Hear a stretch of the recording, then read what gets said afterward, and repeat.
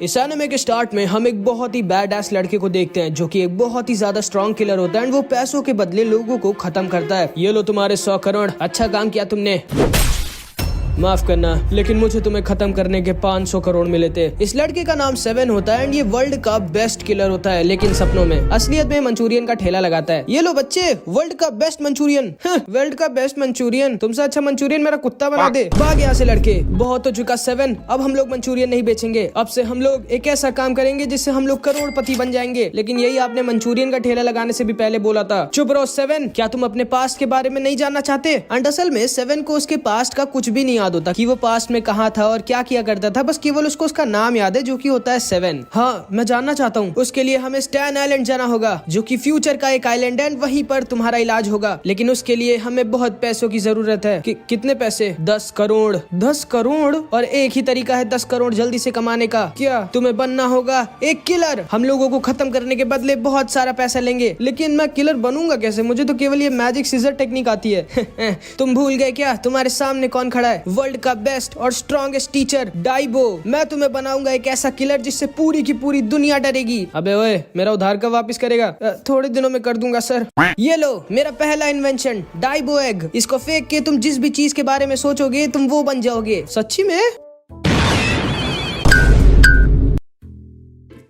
अबे साले, ये रहा मेरा दूसरा हथियार, फे 7। इसका यूज केवल इमरजेंसी में करना। ये तुम्हें पकड़ के कहीं दूर उड़ा ले जाएगा। सच्ची में? अबे क्या पकड़ लिया ये? माफ करना, लेकिन वो वही पकड़ के उड़ाता है। ये तुम्हारा फाइनल टेस्ट है 7। तुमको असलियत में अब किसी की जान लेनी होगी। लेकिन बेचारा 7 एक कीड़े को भी नहीं मार पाता एंड सबसे खुद उल्टा मार खा जाता है। तुम पास हो गए। ये लो, आज से तुम एक किलर हो। और ये रहा तुम्हारा पहला मिशन। तुम्हें उस शादी में जाना है और दुल्हन के बाल उड़ा देने हैं। क्या? बिल्कुल नहीं, आज उस बेचारी की शादी है। मैं ऐसा बुरा काम बिल्कुल भी नहीं कर सकता। दूल्हे की मम्मी ने कहा कि वो हमें 200 रुपए देगी। कहाँ है दुल्हन? एंड 7 अपना बेस बदल के उनकी शादी में घुस जाता है एंड जैसे ही लाइट्स बंद होती है वो दुल्हन के बाल काटने वाला होता है। लेकिन तभी वो दूल्हा और दुल्हन की पास्ट की मूवी देखने में बिजी हो जाता है, जिसमें उस दूल्हा दुल्हन का पास्ट दिखाया जा रहा था कि वो लोग कैसे मिले थे साथ में और कैसे वो लोग साथ में बड़े हुए हैं। यार, मेरे पास्ट में मैं कैसा था? मेरी भी कोई गर्लफ्रेंड होगी क्या? लेकिन तभी उनकी मूवी खत्म हो जाती है और लाइट्स वापस से जल जाते हैं एंड 7 ने दुल्हन की जगह गलती से दूल्हे के बाल काट दिए होते हैं। भागिए डाइबो सर। एंड 7 और डाइबो वहाँ से भागने लगते हैं। तभी 7 भागते भागते 7 एक रोबोट से टकरा जाता है एंड 7 के पास से उसका बैज गिर जाता है जो कि उसके पास की एक निशानी होती है। अरे ये तो एक रोबोट है। ओए तुम स्टैन आइलैंड के हो क्या? मुझे अपने साथ स्टैन आइलैंड लेके चल सकते हो क्या भाई? एक मिनट, ये बैज तुम्हारा है क्या? हाँ, ये मेरा है, लेकिन मुझे पता नहीं है कि ये क्या है। एंड तभी वो रोबोट 7 के ऊपर अटैक कर देता है। अबे रोबोट, कम दिमाग का है क्या? हमारे पास ऑर्डर है, जिसके पास भी ये बैज हो उसे तुरंत खत्म करने का। एंड 7 भी अपना मैजिक सीजर यूज करता है खुद को बचाने के लिए। इस रोबोट का अटैक 7 को लग जाता है, लेकिन 7 भी अपनी सीजर से इस रोबोट का एक हाथ काट देता है। बहुत हुआ, अब मरो तुम। अच्छा, कम से कम ये तो बता दो कि मैं हूँ कौन? मेरी डाटा के हिसाब से तुम हो इस दुनिया के। लेकिन तभी एक लड़की उस रोबोट को आके खत्म कर देती है। अबे पागल लड़की, कम से कम उसको बता तो देने देती मैं कौन हूँ। तुम्हारे पास ये किलर बैच कहाँ से आया? कौन हो तुम? लेकिन तभी वो रोबोट फटने वाला होता है एंड ये लड़की वहाँ से भाग जाती है एंड 7 भी किसी तरह अपने किलर बैच को लेके फे के साथ वहाँ से निकल जाता है। ओए होश में आ लड़के, ये लो ब्रेड। हमारे पहले ही मिशन में हम फेल हो गए। डाइबो सर, ये किलर लीग क्या है? किलर लीग दुनिया की सबसे खतरनाक किलर्स का एक ग्रुप है जिसमें दुनिया के टॉप 7 किलर्स है। और कहा जाता है कि अगर तुम्हारा नाम का कॉन्ट्रैक्ट किलर लीग को मिल गया तो भगवान भी तुम्हें मरने से नहीं बचा सकते। डाइबो सर, मैंने डिसाइड कर लिया है कि अब मैं भी एक किलर बनूंगा, और वो भी कोई ऐसा वैसा नहीं बल्कि वर्ल्ड के टॉप 100 किलर्स में से एक। बहुत अच्छे लड़के, आज से मैं तुम्हारा मैनेजर हूँ और ये लो तुम्हारे लिए नई सीजर। आज से ये बाल काटने की भी दुकान हमारी है। थैंक यू डाइबो सर। एंड अब 7 एक बार्बर और एक सीक्रेट किलर बन चुका है एंड आज से हमारे 7 की नई जर्नी स्टार्ट होती है। अगले दिन, ओए क्यूटी, बाल कटवाना है क्या? चुप बे, ऐसा चाटा मारूंगी 4 बार गिरोगे। इसके बाद हम देखते हैं 7 को उसका दूसरा मिशन मिलता है। ये लो, ये है डॉग्स गैंग का सरदार। मैं चाहती हूँ कि तुम इसकी दोनों आंखें कल सुबह होने से पहले फोड़ दो। काम हो जाएगा मैम। 7 चुपचाप एक कुत्ता बन के उनके टेरिटरी में घुस जाता है एंड उसे कोई भी पहचान नहीं रहा होता एंड तभी वो डॉग्स के लीडर के पास पहुंच जाता है जिसकी आंखें वो यहाँ फोड़ने आया है। ओए कौन हो तुम? तुम्हें पहली बार देख रहा हूँ यहाँ। मेरा नाम है। एंड तभी 7 सोचता है मुझे एक ऐसा नाम बोलना होगा जो इनके ग्रुप के किसी भी कुत्ते का ना हो। मेरा नाम है टकला। क्या? ये तो मेरा नाम है। एंड तभी टकला इसको पकड़ लेता है। और ये तुम्हारे पास से इंसानों की बदबू क्यों आ रही है? वो क्योंकि मैं पिछले जन्म में इंसान था। चुप बे, कहीं तुम इंसान ही तो नहीं? सर, मेरे पास एक टेस्ट है जिससे हमें पता लग जाएगा कि ये इंसान है या फिर डॉग। तुम्हें बाकी डॉग्स की तरह हमारे शीरो की पोटी खानी होगी। तू पहले खा के दिखा। एंड ये कुत्ता शीरो की पोटी खा लेता है जो कि मैं तुम्हें नहीं दिखा सकता भाई। लो, अब तुम खाओ, तू ही खा ले पूरा। एंड तभी 7 अपने ओरिजिनल फॉर्म में आ जाता है एंड हवा में उड़ता हुआ जाता है और टकला की दोनों आंखें फोड़ देता है। लेकिन तभी टकला उसकी उंगलियां पकड़ के उसकी उंगलियां तोड़ देता है। एक मिनट, तुम्हें दिख कैसे रहा है भाई? मैंने तो तुम्हारी आंखें फोड़ दी हैं। मेरी आंखें यहाँ नीचे हैं। वो चश्मा मैंने अपने फोरहेड पे लगाया था। मेरी किस्मत ही खराब है क्या? एंड तब 7 अपने दूसरे हाथ से उसकी आंखें फोड़ने की कोशिश करता है, लेकिन टकला उसके दूसरे हाथ की भी उंगलियां तोड़ देता है। प्लीज मुझे छोड़ दो। किसने भेजा तुम्हें मुझे मारने? लेकिन तभी 7 अपनी जीभ से टकला की एक आंख फोड़ देता है एंड अब टकला का दिमाग खिसक जाता है। टकला अपने एंग्री मोड में आ जाता है एंड 7 को अपने गिटार से बहुत गंदा मारने लगता है। लेकिन तभी एक सेकंड के लिए 7 बेहोश हो जाता है और उसका पास्ट वाला 7 वापस से जग जाता है एंड पास्ट वाला 7 सिर्फ एक सेकंड में टकला का गिटार तोड़ देता है और उसको हराने वाला होता है। ये क्या? लेकिन तभी 7 फिर से होश में आ जाता है। टकला फिर इसकी बैंड बजा देता है। लेकिन तभी उसको वो फोटो दिख जाती है जो मियाऊ ने 7 को दी थी। ये कहाँ से आई तुम्हारे पास? क्या तुम्हें मियाऊ ने भेजा है क्या? हाँ, नहीं मतलब मुझे नहीं पता। मैं समझ गया। क्या समझ गया? असल में मैं और मियाऊ बचपन में एक दूसरे से बहुत प्यार किया करते थे। याद रखना टकला, अगर तुमने मुझे कभी भी धोखा दिया तो मैं तुम्हारी दोनों आंखें फोड़ दूंगी। एंड मियाऊ मुझसे शादी करना चाहती थी एंड बच्चे पैदा करना चाहती थी, लेकिन एक कुत्ता और बिल्ली कभी भी शादी करके बच्चे नहीं पैदा कर सकते। इसीलिए मैंने उसे छोड़ दिया ताकि वो किसी बिल्ली से शादी करके एक अच्छी जिंदगी जिए। अच्छी बात है तुमने उसे छोड़ दिया, लेकिन कम से कम उसे बता तो देते ताकि वो अपनी पूरी जिंदगी तुमसे बदला लेने के लिए ना बर्बाद करे। एंड ये कह के 7 वहाँ से निकल जाता है एंड अब टकला को उसकी गलती का एहसास होता है। इधर हम देखते हैं मियाऊ अपनी पूरी आर्मी के साथ तैयार होती है कुत्तों पर हमला करने के लिए। लेकिन तभी वहाँ पर टकला आ जाता है एंड एक बहुत ही सैड और रोमांटिक सॉन्ग गाने लगता है, जिसको सुन के मियाऊ को उसके पास्ट की याद आ जाती है एंड उसकी आंखों में आंसू आ जाते हैं। मुझे माफ करना मियाऊ, मैंने तुम्हारे अलावा कभी किसी से प्यार नहीं किया। एक डॉग और कैट आपस में शादी करके बच्चे पैदा नहीं कर सकते, इसीलिए मुझे तुम्हें छोड़ना पड़ा था ताकि तुम किसी और बिल्ली के साथ शादी करके एक अच्छी जिंदगी जियो। तुम झूठ बोल रहे हो, तुम एक झूठे हो। हाँ, मैं जानता हूँ कि मैं एक झूठा हूँ, लेकिन एक चीज मैंने कभी भी झूठ नहीं बोली मियाऊ, ये कि मैं तुमसे बहुत प्यार करता हूँ। एंड ये दोनों एक दूसरे को गले लगा लेते हैं। भाई ये क्या हो रहा है सिनेमा में?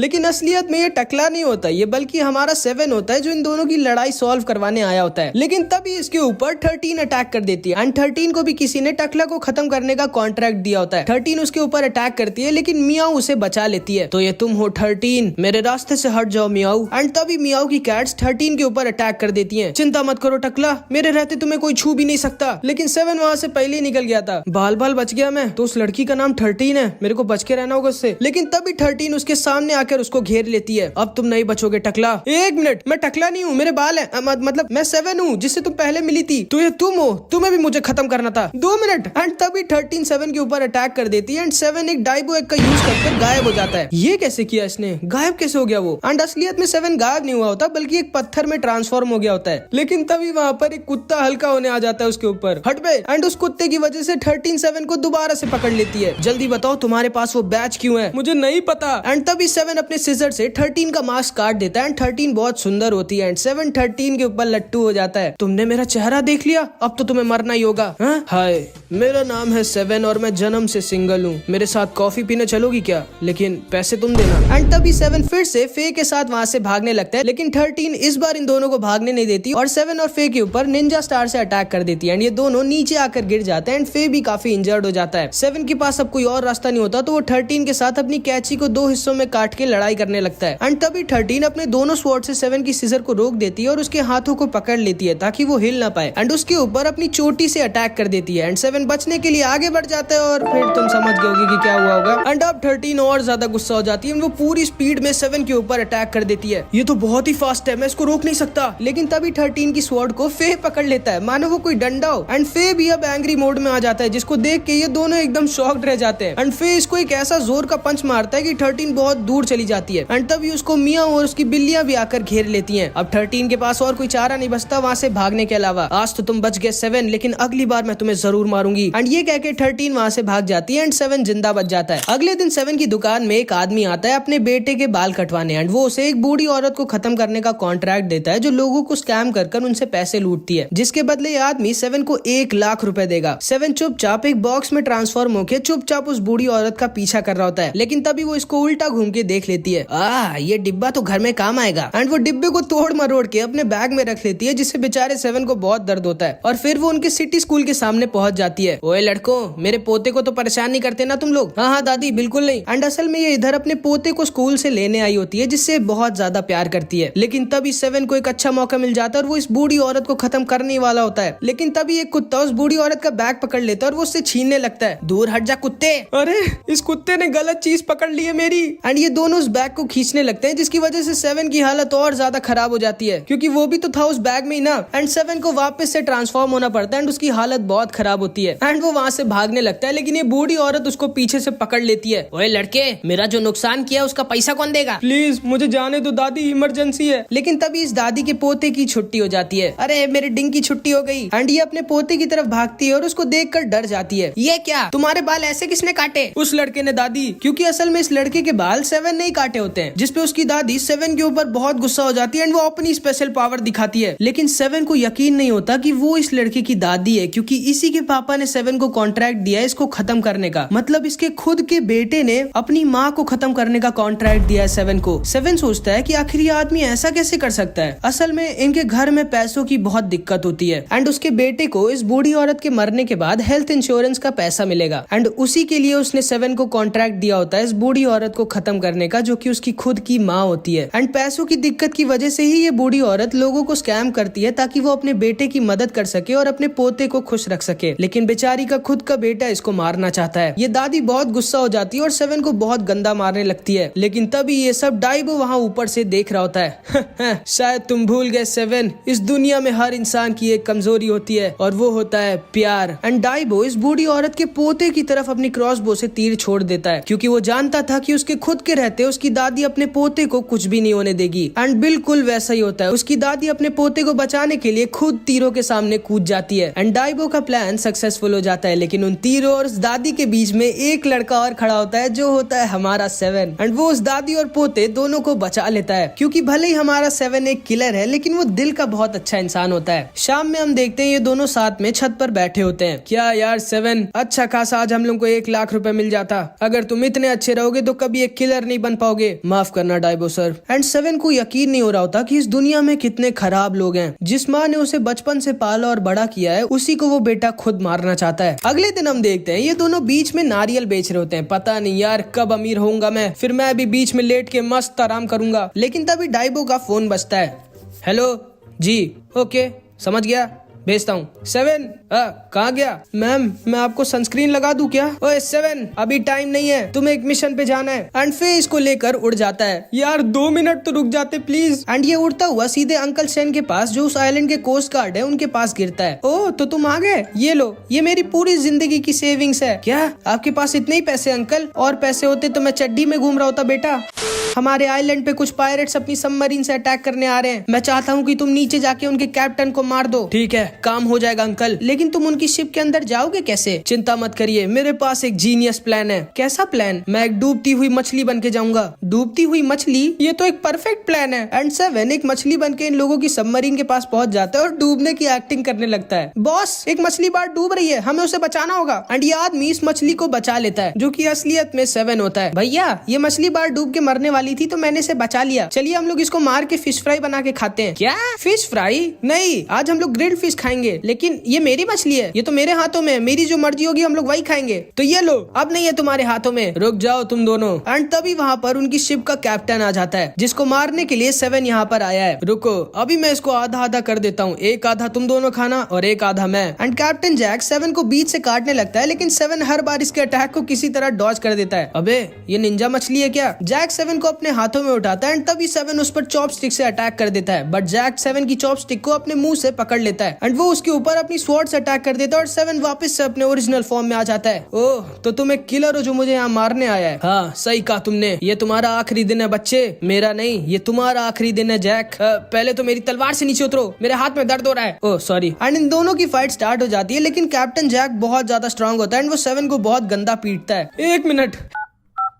हेलो डाइबो सर, ये बहुत स्ट्रॉन्ग है, मुझे मदद चाहिए। माफ करना 7, मुर्गे पानी में नहीं तैर सकते, वरना मैं आ जाता तुम्हारी मदद करने। अकेले संभालो उसको, बाय बाय। लेकिन 7 के बाल खुले हुए देख के जैक उसे देख के डर जाता है। एक मिनट, ये लड़का उसकी तरह क्यों दिखता है? कहीं ये वो तो नहीं जो मुझे सालों पहले मिला था? एंड फिर हम जैक के पास्ट को देखते हैं। ये लीजिए सर, आपका काम हो गया। बहुत अच्छे, रुको मैं भेजता हूँ तुमको तुम्हारे 50 लाख रुपए। लेकिन तभी एक लड़का आकर इस आदमी को पीछे से मार देता है, क्योंकि उसको कॉन्ट्रैक्ट मिला होता है इस आदमी को मारने का। एंड अपना काम खत्म करके ये वहाँ से जाने लगता है। ओए लड़के, 1 मिनट रुक नहीं पा रहा था तू? अब तू देगा क्या मेरे को मेरे 50 लाख रुपए? लेकिन ये लड़का जैक को इग्नोर कर वहाँ से जाने लगता है। एंड जैक बहुत गुस्सा हो जाता है एंड वो अपनी तलवार निकालने वाला होता है। एंड जैक जैसे ही अपनी तलवार निकालता है, 7 उसके सामने से गायब हो जाता है और वो उसके पीछे खड़ा होता है। एंड जैक को पता भी नहीं चलता कि कब 7 ने उसके ऊपर पहले अटैक कर दिया होता है। वो इतना ज्यादा फास्ट होता है। एंड 7 के अटैक से जैक वहीं पर बेहोश हो जाता है। 1 मिनट, ये अगर वही लड़का है तो ये अकेले मुझे और मेरी सारी शिप्स तबाह कर देगा।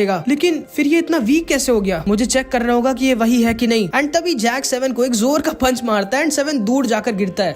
मैं तो फालतू में डर गया था, ये नहीं है वो लड़का। 1 मिनट, मैं हार नहीं सकता। अंकल सेन ने मुझे अपनी जिंदगी भर की सेविंग दी है हमारे आइलैंड को बचाने के लिए। मैं तुम्हें मेरे आइलैंड पर अटैक नहीं करने दूंगा। क्या हुआ अगर मैं तुम्हें मार नहीं सकता? मैं सबमरीन को तो रोक सकता हूँ। एंड तभी 7 अपनी पूरी जान लगा के सबमरीन के विंडो पे एक पंच मार के उसे तोड़ने वाला होता है। बॉस, हमें जल्दी उसे रोकना होगा, वरना अगर सबमरीन का विंडो टूट गया तो समुद्र का पानी अंदर आ जाएगा और हम सब डूब जाएंगे। लेकिन 7 बेचारा सबमरीन का शीशा तोड़ो खुद का हाथ तोड़ देता है। तुम तो फनी हो बच्चे। चलो ठीक है, एक गेम खेलते हैं। अगर तुमने सिर्फ मेरे इस पैर को हिला भी दिया तो मैं तुम्हारे आइलैंड पर अटैक नहीं करूंगा, ठीक है? Challenge accepted. एंड 7 उसके एक आदमी के ऊपर अंडा फेंक कर मार देता है। एंड जैक उसको उल्टा घूम के देखता है, ये तो एक अंडा है। लेकिन जैसे ही जैक वापस घूमता है, 7 उसे एक भयानक सा मुंह बना के डरा देता है एंड जैक का पैर हिल जाता है। ओए देखो, तुम हार गए। एंड जैसा जैक ने कहा था, वो उनके आइलैंड पर अटैक नहीं करता एंड वहां से चला जाता है। लगता है 7 ने हमें बचा लिया। एंड जैसे ही अंकल चैन बाहर निकलते हैं तो वो देखते हैं उनकी छत पर एक नई पैंट टंगी होती है। ये कहां से आई मेरे पास? ओए 7, सारा का सारा पैसा कहां गया? अगले दिन 7 को एक और मिशन मिलता है इस छोटी बच्ची को खत्म करने का, जिसका नाम कोला होता है। ओए छोटी बच्ची, अब तुम नहीं बचोगी। क्या?